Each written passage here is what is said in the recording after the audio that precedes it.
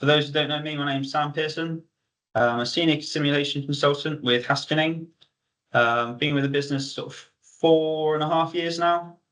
So yeah, joined as a consultant, now a senior consultant. So yeah, working at a range of different industries, sort of automotive, energy systems, some work in defence, lots in manufacturing, lots in logistics. So yeah, very familiar with Witness and sort of work quite closely with the development team as well. Yeah, so today here to talk through some the things available to you in Witness, particularly Witness IO. Yeah, I think Ashley's covered most of the housekeeping. I've got the Teams open on my other screen, so hopefully if you ask a question in English, I'll be able to answer it. Learned a little bit of French, but I'm not sure I'll be able to respond too well to some of those questions, Bruno. But I'm not sure they're for me anyway. So yeah, so I think if I move on to the next slides. Yeah, this is what we'll be running through today. So I'll sort of give a little background, more of an overview. I think given the sort of technical nature of this talk, I think we're kind of expecting you to know Witness, expecting you to have a fairly good understanding of the simulation process, sort of modeling, experimentation. But I'll kind of go over that very, very briefly. And we'll kind of focus in on the challenge that Witness IO in particular is trying to solve, and kind of where it fits in, where you use it, and arguably where you don't use it as well. What it is, how it works, why you might use it. And I've sort of included a case study, sort of talking from my experience of using it, and how, yeah, like kind of putting the theory into a practice. How did it actually work? Did it actually kind of provide benefits and things? And kind of ending with like a tutorial, like a guide on how you can use it yourselves. And then yeah, we'll do sort of Q&A, point you in the direction of sort of support and help going forwards from this. But yeah, I think we'll make a start then. So firstly, yeah, so where does Witness IO fit into Witness? I'm hoping most of you are familiar with Witness. This is where we're building street event simulation models in the tool, sort of feeding data in, running experiments and getting the results out. Witness IO is built onto Witness Experimenter, which hopefully you're familiar with. This is what you can see in this screen here, where you take your model and you start wanting to answer the questions, the what if questions. So that's looking at kind of all your variables, all your parameters, creating a list of scenarios, and then going on to test those. Yeah, so it's looking at the dynamic systems. You create your nice complex model, testing that with Experimenter, and having that environment where you can do so without any kind of impact on your actual manufacturing line. That all should be familiar. I think everyone should have an understanding of Witness. But now we'll kind of move on to the next steps. This is really when you come to experimenting. So I'm sure you've all done experiments. Set up your list of scenarios, look at your different factors and how you want to vary them. This would be a sort of typical study you do.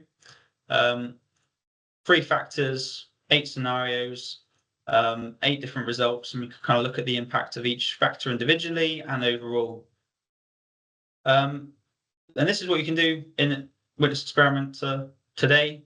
It's fairly simple to do, but there are some challenges with this, and this is where IO can kind of start to help. And that is really as we start to scale up the experiment and scale up the models. So yeah, what's the sort of acceptable amount of time for a model to run for is often a question people want to answer. Ideally, it can be quick, but over time we can develop more and more complex models. You want more and more complex logic.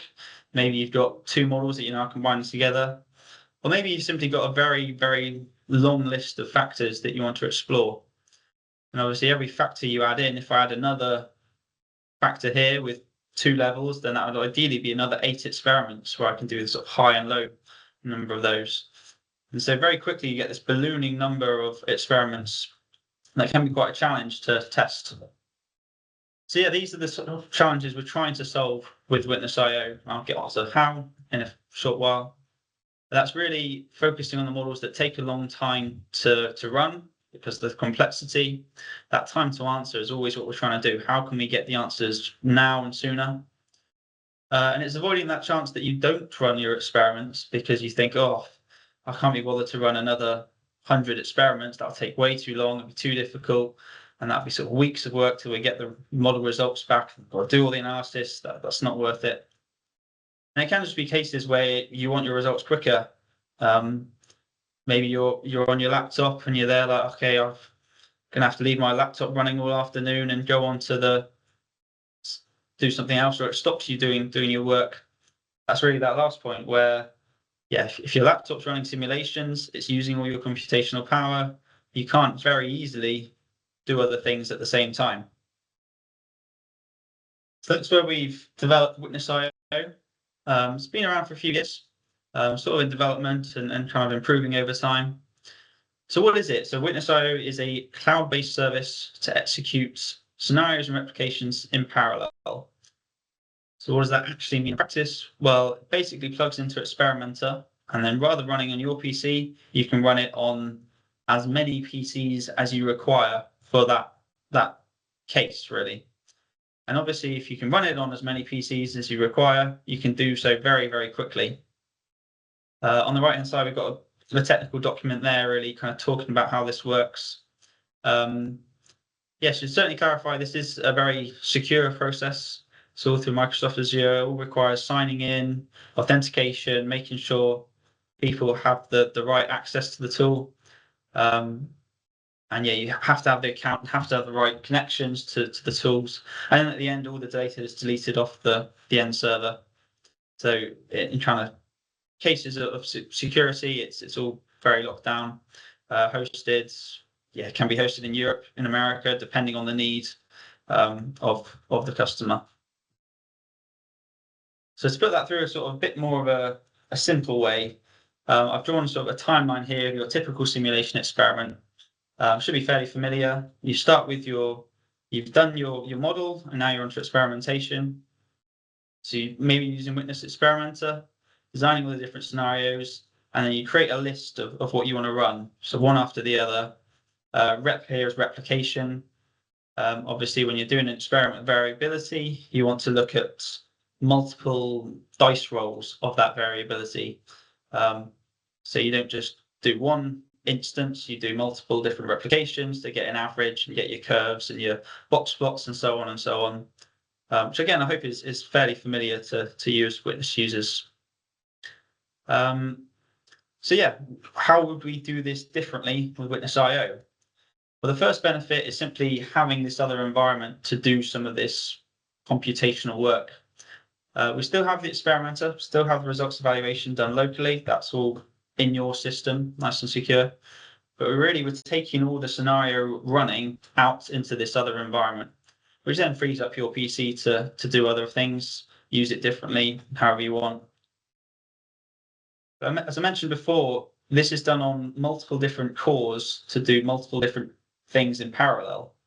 And so we don't need to just do one scenario after each other, but we can do all four at exactly the same time. So we spin up our system, data goes off, all the scenarios are run, and all the data returns.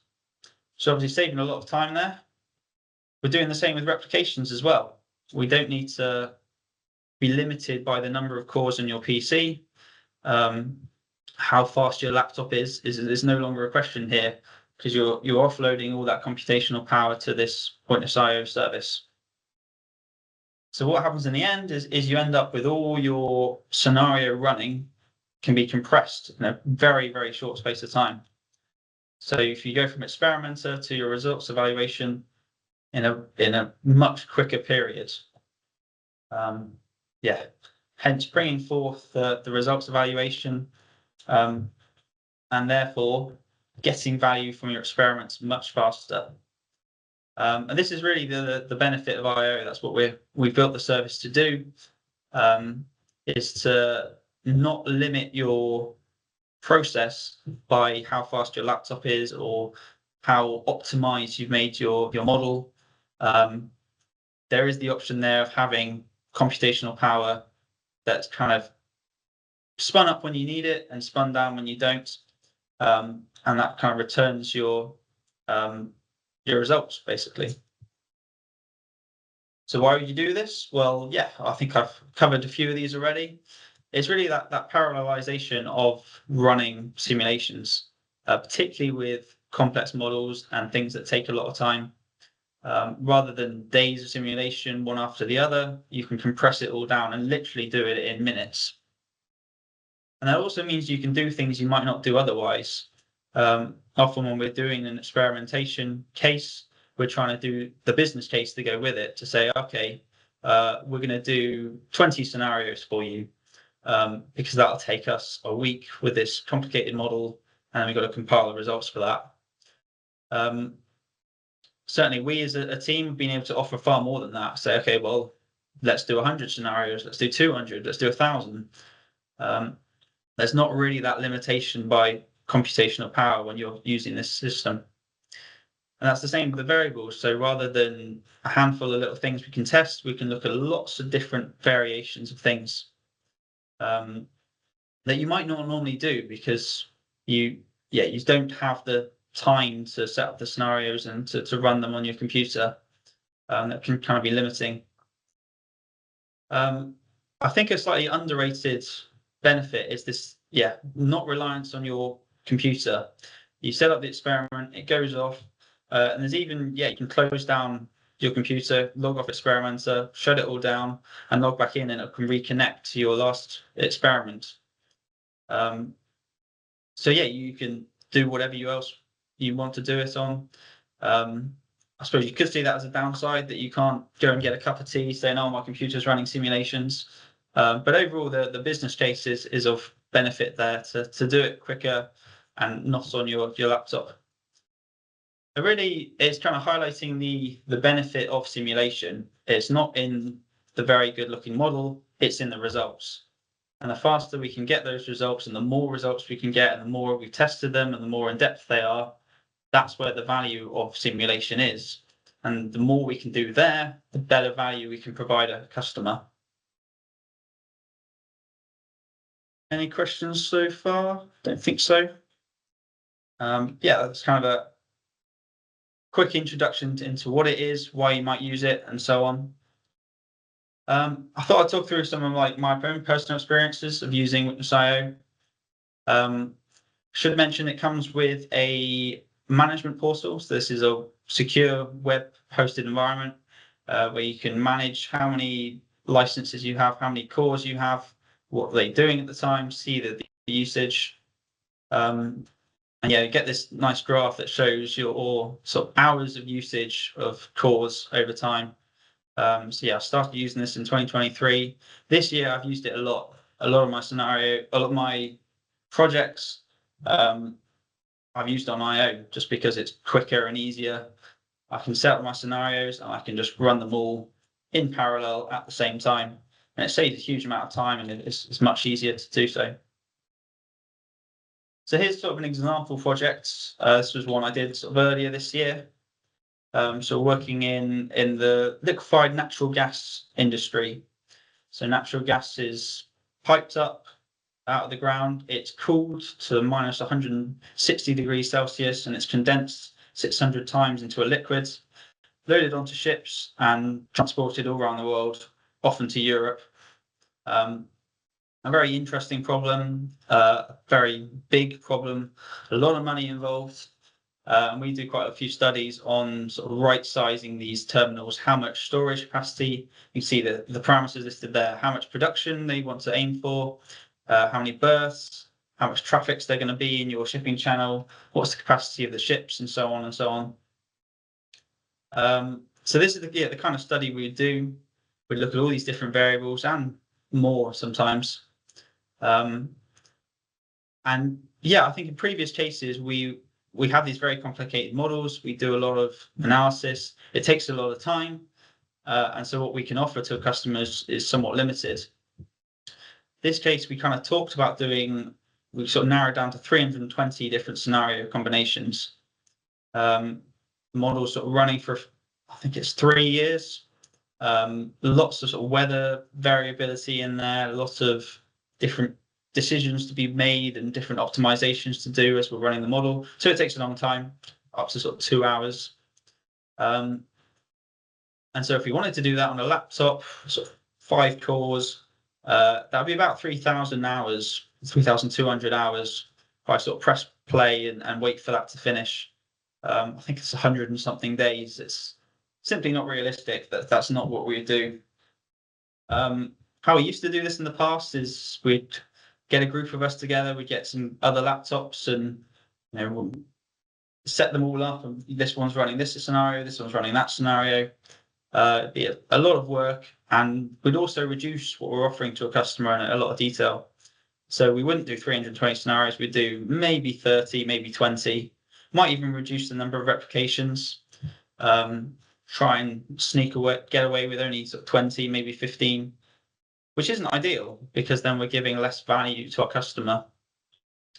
But obviously now that we're starting to use IO on all our projects, we don't need to do that anymore. We can just say, okay, 320 scenarios, let's do that. And so that's what we did for this project. Including the analysis time, that was sort of less than a work day. Technically, I did it overnight, sort of set them all up one afternoon, press play, shut my laptop, go home, come back the next day, refresh Power BI, all the data has been returned, unzipped into a folder. That takes a bit of time. There's gigs of data at this point. But then I've got all my data in less than a day. I have all this data, and rather than spending my time running scenarios, I can spend my time analyzing results, looking in depth, a bit more detail. I can spend more time on the report that we did with this project. So yeah, overall for this, it was much faster with the Witness IO running the cases than sort of previous studies, and in a lot more depth. So in terms of the customer's view, they got much better value for money. We did 10 times the number of scenarios we normally do. We delivered them in a faster sort of time frame, which is actually very important because they were making some of those investment decisions sort of within a few weeks of us trying to start this project. And we could do more granularity of parameters. So looking at the, not just 5, 10, 15, we can do 5, 6, 7, 8, 9, 10, and so on. We can look at where those kind of, I think simulation, we often talk about like the trigger points or the switch points where something might be okay up to a certain amount, and then over a level the kind of the situation changes and the queue starts increasing and the simulation stops working so well. And so the kind of better accuracy where we can find that, the more value that is to the customer. And yeah, kind of considering more scenarios for that.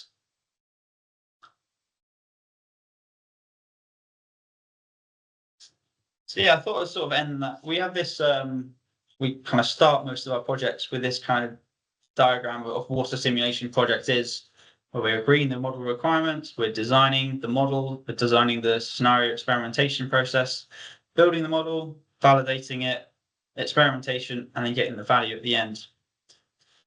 Really, I think it's easy as a modeler to focus on the model building. That's the fun bit in a way, building a model of a real world process. But actually the value comes at the later stage. It's that using the model to get the results, to get the analysis, to get the insights into your process. And so that's what we want to maximize, really. And yeah, if we're shortening that experimentation time, we can spend more time on the value creation, really. We can do more experimentation. We can get more use out of this model. I think there's nothing sadder about spending ages building a model, running it once and saying, oh, yeah, great, that's done. But ideally, we want to keep using it and get the value from it.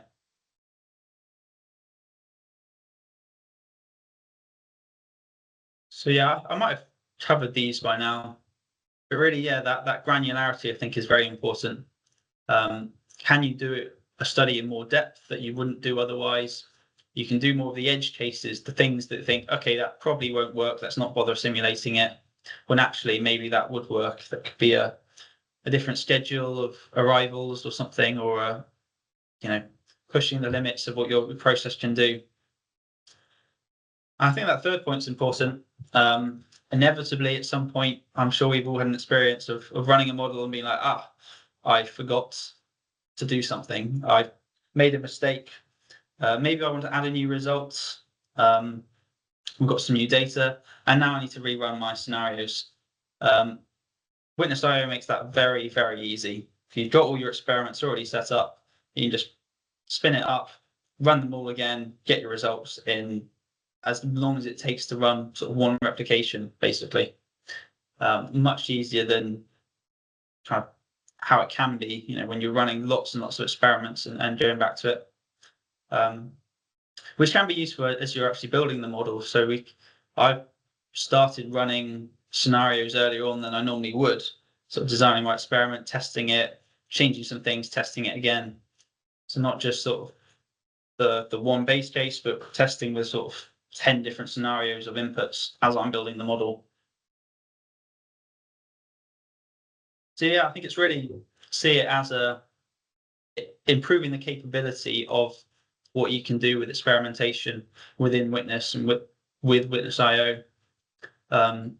You can look at more of the risks and variations that you might not do. We call it sort of sensitivity analysis, where you've got your kind of core process and you're testing lots and lots of different parameters that might have an impact on your process. Sometimes we don't do that simply because of time constraints. We don't want to deal with the process. But if your experimentation becomes easy and trivial, then yeah, we can do more of that.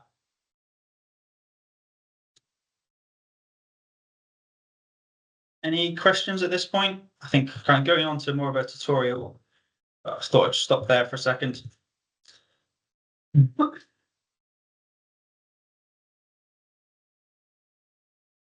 Nope. Okay. Slightly for time. All right. So how do you actually use Witness.io? Well, I thought I'd start with a kind of basic tutorial of that. So step one, you need your model. Arguably, there's some steps before that in building the model and setting it up, but I'm kind of expecting you to know how to do that. Witness.io is managed through Witness Experimenter, the simple experiment mode. So that's where we're listing scenarios and we're running the experiment from that. So from your interface, it's that little kind of test tube button from there. Hopefully the experimenter view is familiar to most of you. This is where you're setting up your scenarios as you normally would. So you might put in sort of different values for parameters, sort of inherit different inputs from different cases, set the number of replications, set the runtime, so on and so on. So where it starts to get a little bit different, you might have noticed up in this top right, there's this little button to connect to I/O. So it does require a license. We do have free trial licenses, which I'll get onto that later. But here, yeah, you log in through our sort of smart society secure environment, shows you what license you have. If you have multiple licenses, you can change it. You can sign in as yourself or whoever's the user. And then from that, you've kind of enabled the connection to Witness Experimenter. The next bit can be slightly tricky. You can specify input files. So often when you're running an experiment, you'll have sort of CSVs of inputs, something to that effect. So in this little box down on the left there, so that's, it's not shown on this one, bottom left of that list over there, is where it would be. We're setting up which files we want to input. You can use the asterisks as like a find everything that meets this category. So for example, if I have a bunch of CSVs relating to my data, then I could do this inputs / any file name dot any output. I should mention, because of the sort of licensing for it, this doesn't work with DirectXL connections, so you do need sort of CSVs or text files. because you need Microsoft logins for Excel, and you're spinning up new computers, so that doesn't quite work. You can also specify subfolders. So depending on what data you want to upload, you can sort of create a list of your scenarios. Really depends how you built your model, how you manage your input data.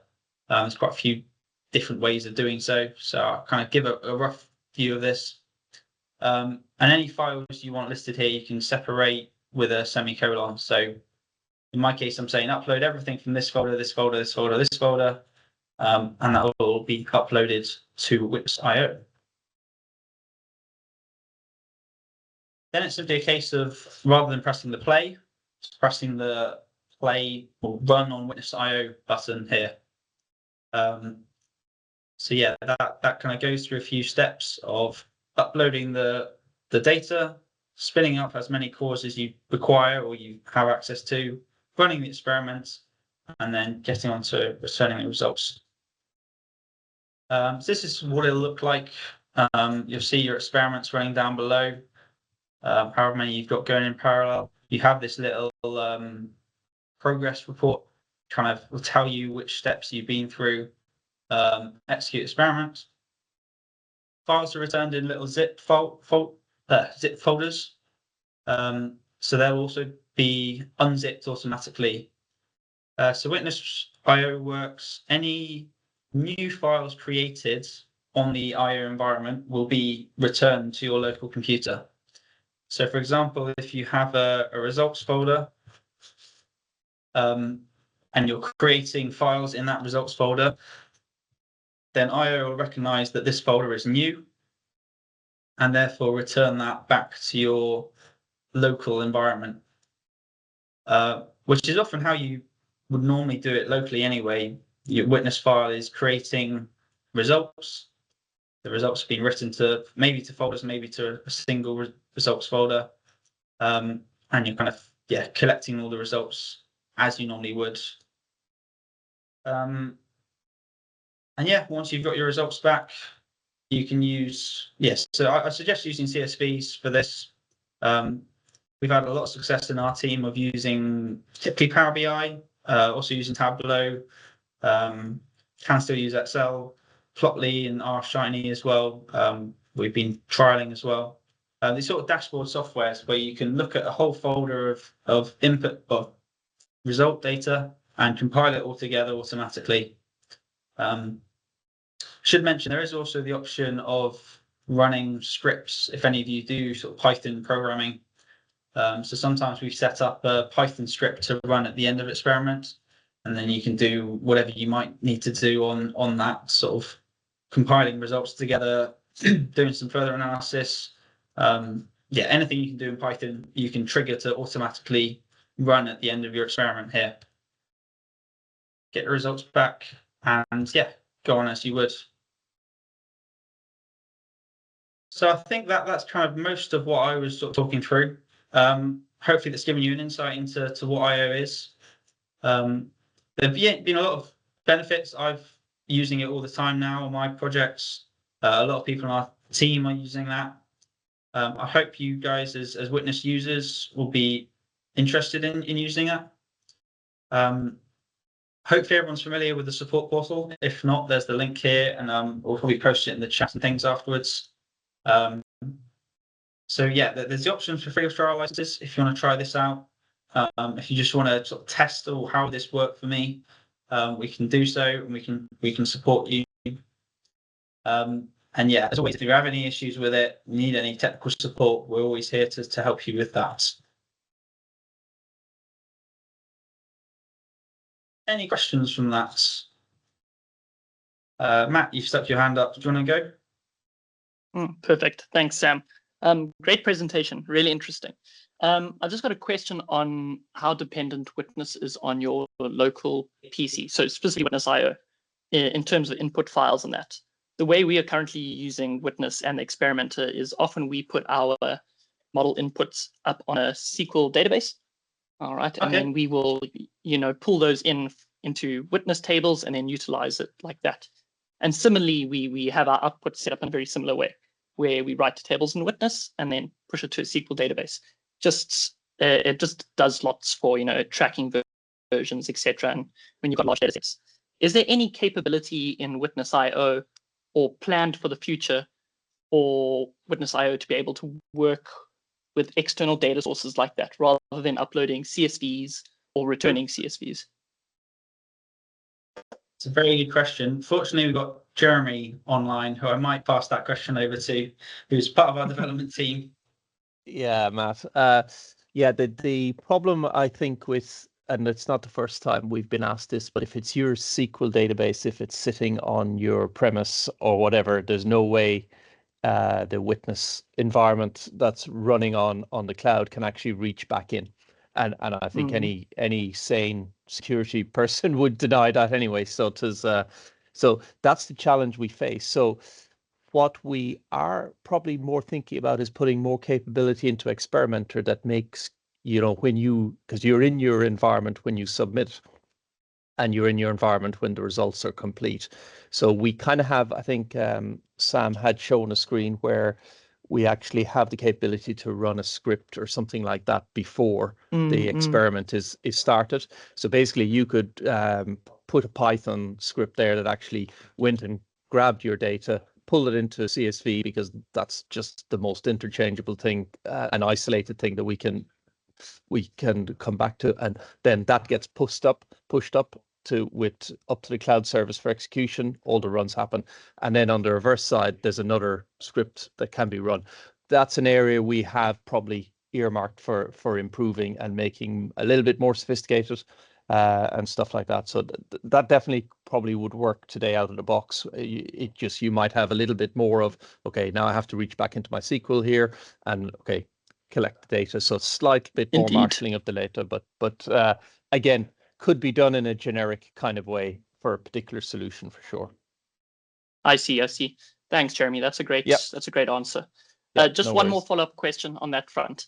In terms of when the data is returned to your local machine, is that the end of every replication, or is it the end of the complete workflow? Yeah, so as a scenario completes, we tend to pull back the data for that scenario at that point in time. I see. Yeah, I see. Yeah. Okay. All right. No, that's great. And that's great to factor into our own work. Yeah. Thank you for that, guys. Cheers, Matt. No worries. Thank you.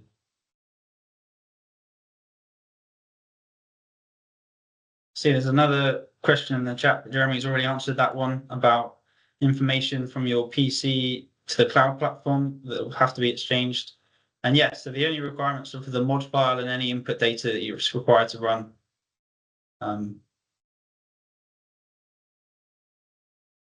Yeah, I think that's covered that one. Any other questions from anyone else?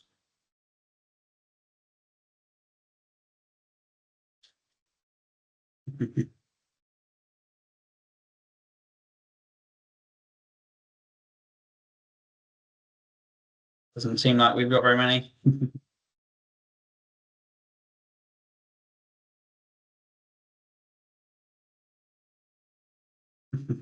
I say that as people start typing in the chat.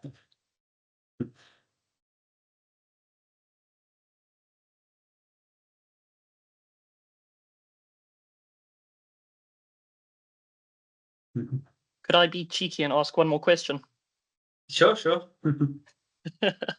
In terms of, so you guys say this would be Witness IO is hosted on Azure. Is there I'm assuming there's a pricing package that comes along with this to say, cool, we get this amount of resources online depending on, what package you pay for and what your project needs. I'm assuming that is all moderated through you guys, correct?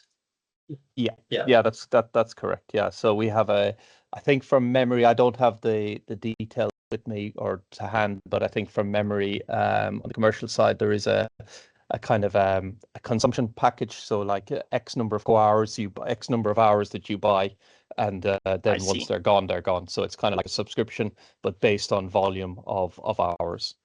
Yeah. Okay, perfect. Okay, no, that's great. Thank you, guys. Yeah, so you kind of pick how many cores you want, but then you're not paying for them, but they're not in use. Yeah, so you start the experiment, they spin up, run your experiment, and that's the time you're sort of charged for. And then they shut down automatically at the end. Or if you have any issues, that the witness portal I mentioned, the witness IO portal, you can go in and you can shut calls down if you need to, or look at who's using them. So if you have a team and different people are using them, you can see who's booked them and who's using them at this moment. And manage it that way. Perfect. Thank you, guys. Yeah, I think if anyone has any sort of follow-up questions, reach out to the support portal, myself or Ashley, or sort of anyone on the. If you have an account manager, I'm sure quite a few of you have a contact with us. They're probably the person to ask. So in terms of your question, Bruno, that would be a question for them. Very much depends on your usage. But like I said, that we do offer a free trial license if you just want to test it out, see how it would work, check it would work for your use case. You can do so there. And we can offer technical help to help set it up correctly and work out how you'd actually try to do it in practice there.